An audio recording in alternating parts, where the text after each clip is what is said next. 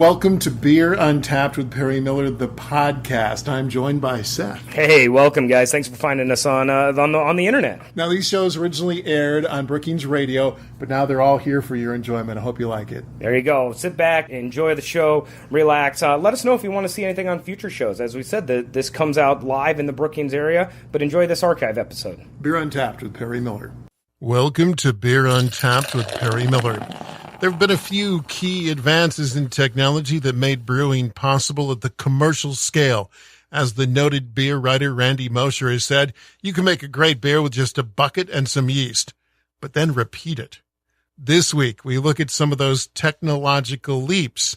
The first, perhaps the most important, the thermometer. One of the things that people maybe take for granted is just the being able to accurately know what the temperature of the wort is. And this is just a simple thermometer. That's Seth Cook from Wooden Legs Brewing in Brookings. He continues. Back in the day, this was very much a master apprentice type of thing, and you would do it by looks, you do it by feel, you do it by the notes that your master brewer had given you.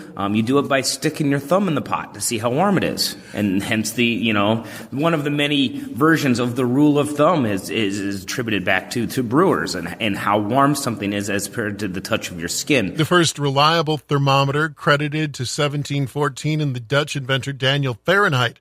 Recognize the name, and there's some evidence they were being used by brewers by the 1750s, and thermometers were apparently commonplace in brewing by the 1780s. So why is temperature control so important to brewing? At a very particular temperature during the mash process, it allows the enzymes to activate, to break down the starches into sugar. Again, that's a relatively new concept.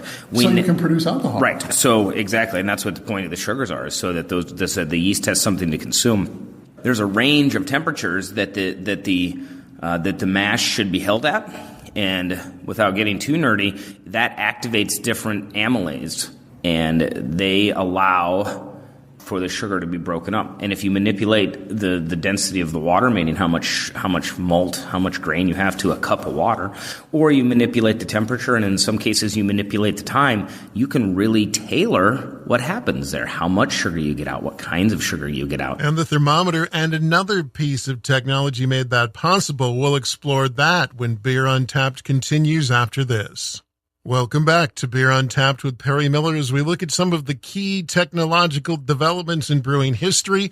We covered the thermometer, while the hydrometer also made a huge difference in brewing. It was invented not long after the thermometer came into general use and meant brewers for the first time could completely manipulate the color, flavor, and alcoholic strength of the beers they produced, and they could reproduce that same beer over and over. The thing we need to measure at some point is exactly how much sugar is. We want to know how many parts of a liquid is sugar and how many parts of a liquid is water. And that's really where the hydrometer comes in. The hydrometer is a very, very simple device, but it was revolutionary for brewers to be able to look at it and know ahead of time if they're getting the sugars they were expecting, if they weren't.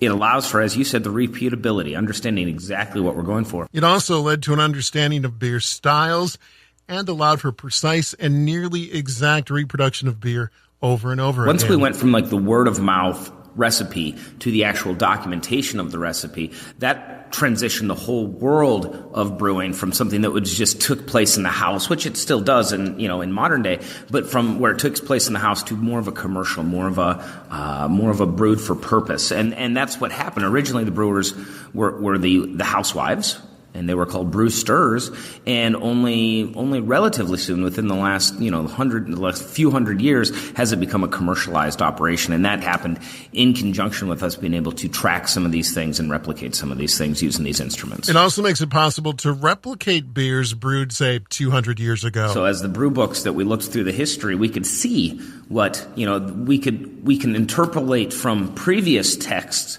what we think a beer should be, but once that measurement was started to be made and written down and documented, we can more accurately more accurately replicate maybe some of these historic recipes. And that's, you get really close. Right. So the temperature, the actual temperature and the actual hydrometer reading were two things that were necessary for us to, when we go through the archives, to try to come up with these fun old recipes. So the thermometer and the hydrometer, along with a couple of other inventions, made possible for the first time national, even international styles and the industrialization of beer. We'll discuss a couple more important advances in brewing next time.